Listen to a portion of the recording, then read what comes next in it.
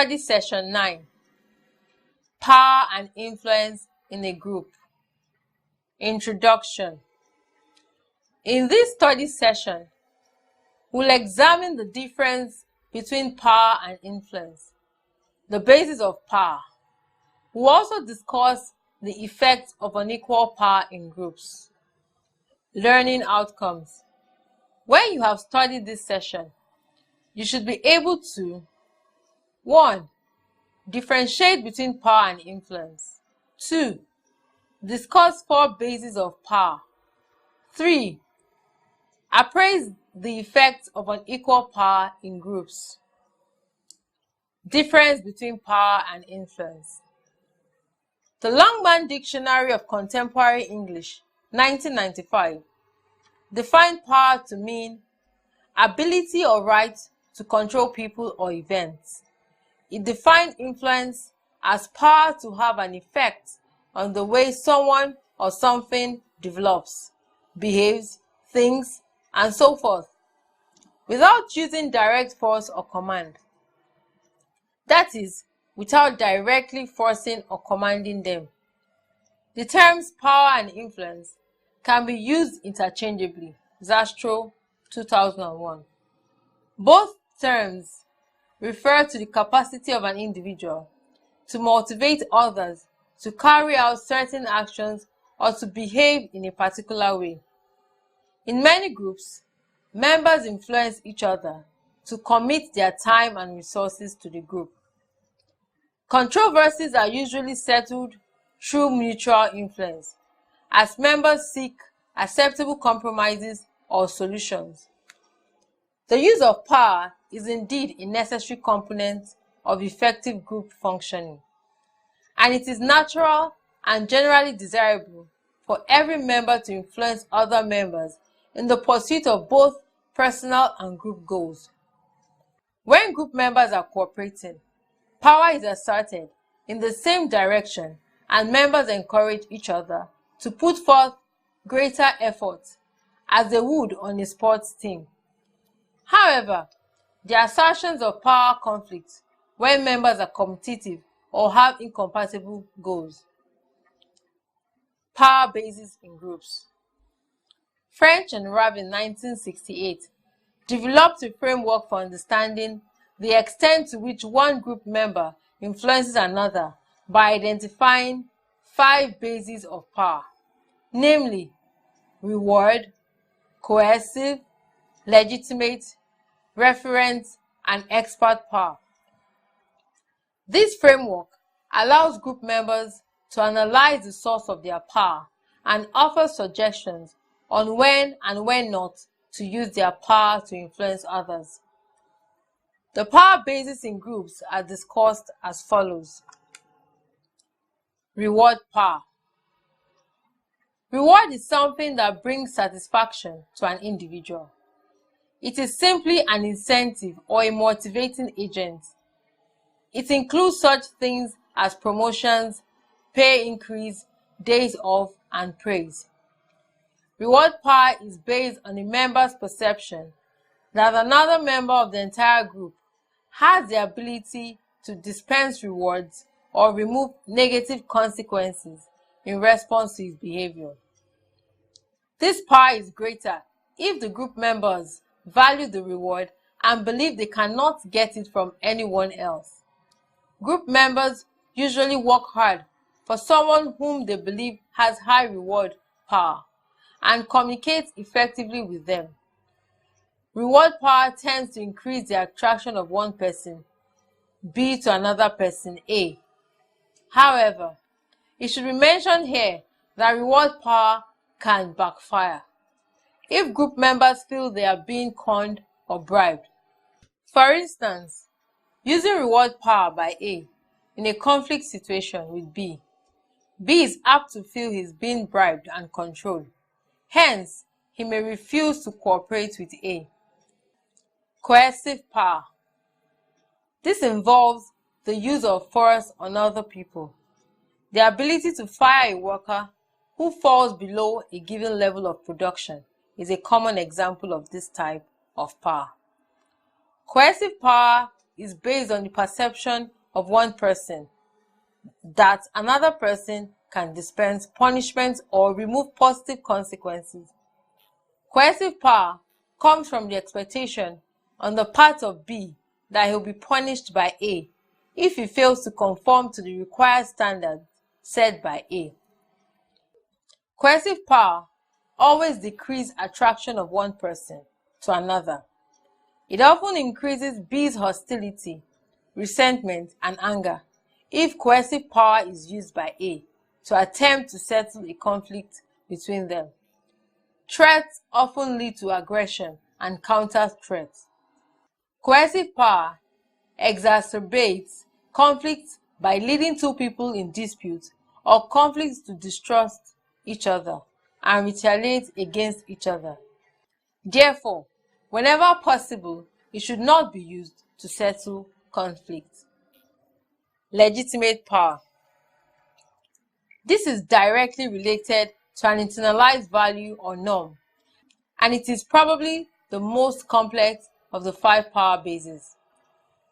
It is based on the perception by one person that another person has a legitimate right to prescribe what constitutes proper behavior for him, and that B has an obligation to accept this influence. Cultural values constitute one common basis for legitimate power and include intelligence, age, caste, and physical characteristics as factors determining power. E.g., in some cultures, the aged are highly respected and are granted the right to prescribe behavior for others. In a formal organization, legitimate power is generally determined by a relationship between positions rather than between persons. For instance, in a factory, a supervisor has the inherent right to assign work. A third basis for legitimate power is a legitimizing agent, e.g., an election. The election process legitimates a person's right to a position that already had a legitimate range of power associated with it. The limits of legitimate power are generally specified at the time the power is assigned, as in a job description. Therefore, any attempt to use that power outside of this range would decrease the legitimate power of the authority figure and decrease its attractiveness and influence. Referent power. This occurs when one individual A influences another individual B as a result of identification. Here, identification means either a feeling of oneness with A or a desire for an identity such as A's does. The stronger the identification of B with A, the greater the attraction to A and the greater the referent power of A. Verbalization of referent power includes statements such as, I am like A, therefore I'll believe or behave as A does. I want to be like A, or will be more like A. I believe or behave as A does. Some individuals in a group may like to be like their leaders, e.g., politicians willing to be like late Chief Obafemi Awolowo and others. Expert power. This is based on the perception that a person has adequate knowledge, skill, or expertise, which is the source of power. Accepting a physician's advice in medical matters or accepting a counselor's suggestion are good examples of expert power. Experts can influence B, the responder, only if B thinks that A, the expert, has the right answer and B trusts A. The range of expert power is more limited than that of referent power because the expert is seen as having superior knowledge or ability only in specific areas. Therefore, exertion of expert power outside the perceived range reduces the power as confidence in the expert seems to be undermined. For all 5 types of power described above, the stronger the basis of power, the greater the power. Referent power has the broadest range.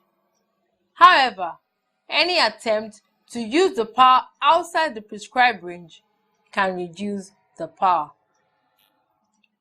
Effect of unequal power in groups.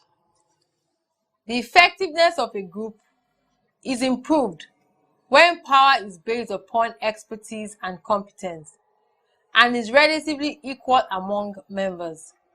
Also, members are more committed to implementing decisions when they feel they have had a fair say in making a decision. When power is relatively balanced, members are generally more cooperative with each other. If a group is dominated by a few powerful members, the low-power members are likely to feel less committed to carrying out the decisions they perceived as being made by the powerful members. Therefore, unequal power often leads to distrust between the high and low-power members. The low-power members fear they will be manipulated and are reluctant to share their thoughts completely with the high-power members because they believe that if they express views in opposition to the views of the high-power members, they are apt to receive fewer rewards and may be coerced. High-power members avoid revealing weaknesses because they fear the low-power members may come to think they are undeserving of their power and seek to grasp it. The effect of unequal power is best seen in the relationships between high and low power people. For instance, when threatened, high power people may maintain power by instituting rules or norms that legitimate their power and make it illegal to change the status quo. They may also maintain their position by creating severe personalities for attempting to change the status quo. In addition, high power members may seek to deter low power members from rebelling by dispensing a variety of rewards to those low power members who support the status quo. Low power people can use a variety of strategies in relating with high power people in groups. These strategies include 1. Emphasizing and exaggerating the degree to which high power people like them, overestimating their goodwill. 2. Becoming apathetic and submissive. An authoritarian leadership often breeds this reaction. And 3. They can also become angry and rebellious. Low power people can use a variety of strategies to change the distribution of power. In doing this, they can employ the following strategies. 1. Endearing themselves by frequently complimenting high power people and agreeing with them. 2. Develop personal resources and organizations so that they are less vulnerable to exploitation and less dependent upon high power people. 3. Build coalitions with other parties. 4. Using existing legal procedures to bring pressures for change. And lastly, organizing and using confrontation techniques to force the power structure to change. Study session summary. In this study session, we discussed that power refers to the ability to control people or events. We explained that influence implies power to have an effect on the way someone or something develops, behaves, and thinks. We noted that both refer to the capacity of an individual to motivate others to carry out certain actions or to behave in a particular way. We discussed 5 bases of power in a group. These are reward power, coercive power, legitimate power, referent power, and expert power. We also noted that unequal power in a group often leads to distrust between high and low power members. End of study session 9. Thank you.